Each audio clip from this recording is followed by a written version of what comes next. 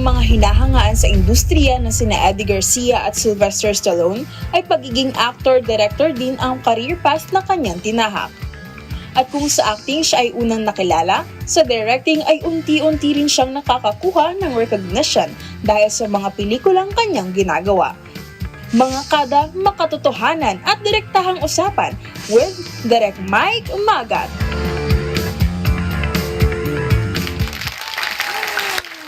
Yes! Welcome to Kada Umaga, Direk Mike Magat. Kamusta po kayo? Hello, magandang umaga sa kada umaga. Kamusta, Pia? Action star talaga yung dating ninyo no? Medyo lang. Wow! Pero ato si Direk kasi, familiar siya sa mga action movies. Yes, yes. You were a character actor. Ano po yung karaniwang mga roles na piniplay ninyo? Actually, way back 90s sa lahat po ng mga, yun, ng mga, alam niyo mga millennials ngayon, no? Oo. Baka hindi nila ako maalala. Oo. Baka i-google lang nila yan, Direk. Walang problema. Punta kayo sa Google, i-google nyo yung Mike Magat. Oo. Action, lahat. Lahat ng role, Pia, ginampanan ko na basta kahit na anong role, kontrabida. Kasi naggaling tayo sa stuntman, bilang stuntman. Wow. So, ito yung ginagawa namin nung araw. Nagpa-practice ako, death-defying stunt, lahat Yes. yan. Kahit na tumalong ka sa napakataas na bubungan yan, talong ka dyan, para mabigyan ka lang ng project. Nung that time, 90s. Grabe. So, step by step lang, Pia, yung ginawa ko. Real talk, Direk. Sino Yeah. usually ang dinodouble mo na mga artista pag ikaw ang gumaganap ng stunts for them? Actually, that time, kasi sa mga double nung araw, pinipili din nila kung sino yung dapat dumobol sa mga bida. Okay. So, ako yung tipo Parang na... pwede kang mag-Robin Padilla eh. Ganun ba yun? Hindi ba? Idol natin yan si Senator, di ba? So that time noon, medyo takot kasi ako noon that time pagka may mga stunt na delegado. Kasi kailangan mag-train ka muna ng talagang iti-train ka na... Hindi basta-basta Oo, kasi eh. delikado. Minsan lulusot ka sa salamin. That time, 90s, talagang pag sinabi ng director, lusot ka sa salamin, lulusot yan. Oo. Pag kailangan bubuhatin ka na ihagis o ibabagsak ka sa, sa collapsible na table, yun. Talagang nangyayari sa akin noon. Pero that time noon, piling-pili kung sino lang dapat ang mag-double. That time, hindi ako nag-double, pero pagdating sa mga stunt, talagang ako yung kasama sa mga maramihan lang.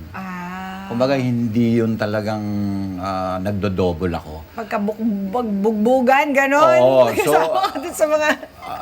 ang blessing lang naman nangyayari sa akin that time nung piano, nagkaroon ng parang audition, ang Regal Films na, sino bang mga malalito lapid ang dating nung araw na Okay. naghahanap sila na medyo moreno na hindi naman gwapo. Kasi that time na hindi naman ako gwapo.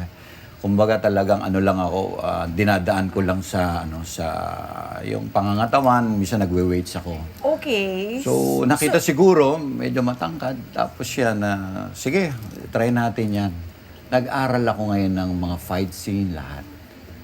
So doon nagsimula yung action. Yeah. And then I guess from there, kinuha ka ng mga kinuha ka na as character actors. Yes, kinuha na ako ng Kuya Ipe, Yes. Senator Bong. Yan, diyan na ako nagsimula that time yung mga film nung araw yung Teacher Kong Pogi, nandito ako, Philip Salvador. Pero Direk, eto real talk ulit. Naniniwala ka ba na ang pagiging sikat sa local showbiz ay more of good PR rather than great talent? Totoo ba yun? It's who you know, not what you can do? Yeah, napaka-importante nun, Pia, yung PR, ma-PR ka sa tao kahit na hindi ka hindi ka talented masyado, Ganon. Mahalaga, marunong ka makisama. Ma-PR Totoo ka talaga. Actually, Nobody wants to work with a para sa difficult mga nakakapanood, person. hindi nyo kailangan yung maging super galing. Ay.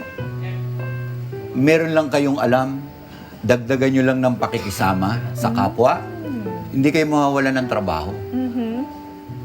Ganun pala yun. Compare dun sa napakagaling mo, matalino ka, magaling ka, lahat alam mo. Pero Ma-attitude. napakasuplado mo, napakasuplada ka. Para bang picture lang, ayaw mong magpa-picture or Tama. feeling mo, ikaw na yung bida, ikaw na yung... So, wrong yan. Yan ang... Ako, Pia, bali 3 dekada na ako Oo. sa industriya. 30 years. Yes. Kaya alam ko na po yung yung pwede kong ipayo sa mga baguhan, lalo na mga nangangarap na pasukin ang larangan ng showbiz. Masaya ang showbiz pero wag ka lang maiinip. Wag kang Wait your magmamadali. turn, di ba, no, Yes. Direk? So, from character actor, real talk, Direk, bakit mo binitawan ang pag-acting tapos napunta ka sa directing? Yun, actually hindi ko naman binitawan.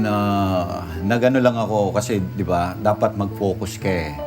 Hindi pwede yung parang guguluhin mo yung isip mo, parang acting tapos meron kang gustong gawin. That time na yun na medyo, sabi ko, baka dumating ang panahon, mawawala na ang... Ibig sabihin, maraming bago, maraming gwapo, maraming magagaling na dumarating sa pagiging artista. Eh, paano na kung marami na?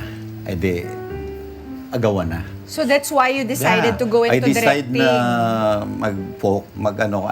nag-try lang naman ako. Ito po ba inaral ninyo or Yeah. just from your years of Actually, experience? no? Experience. Pero, so, based on my experience, kasi tinry ko lang yan sa cellphone, yung camera, lang. Wow! Cellphone cam lang. Yeah, cellphone lang nung umpisa. Tapos yun, nag-try ako. Sabi ko, subukan ko kayang mag-create ng isang story na inspirational film. Yan nga, nakuha ko nga yan sila, yung mga may pangalang artista. So, that time na yun, awa naman ng ama nabigyan ng award yung Napakadami acting po. first. As director, Yes po. ang dami nakuha awards si Direk Mike from local and international award-giving bodies katulad ng International Film Festival Manhattan, PMPC Star Awards, International Film Bangkok, Thailand, at marami pang iba. Real talk, Direk. Mas magaling ka bang director or mas magaling kang aktor? Hirap nung daming choices eh.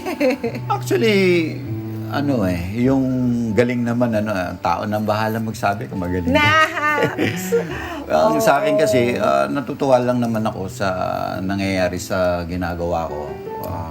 Parang passion mo, natutupad mo yung pangarap mo. Yes. Kasi siyempre sa mundo na to, minsan lang naman tayo mabubuhay eh. Pag dumating yung panahon na may edad ka na talaga, halos hindi mo na magagawa yan eh. So, yung pagiging acting, natutuwa ako kasi tumatagal ako sa showbiz compare sa iba, di ba? Na, Yes. Wala na, nasa na sila. Ako kasi ganun eh, parang nagsisegue. Marunong ka mag-transition, Yeah, Direk. segue mo siya, tapos magturo ka, tumulong ka sa mga nangangarap mag-artista, tulungan mo lang sila. Hindi yung parang magiging selfish ka sa sarili mo na ganito. Pero ang gusto ko lang, sa lahat ng mga gusto kong tulungan, dapat seryoso.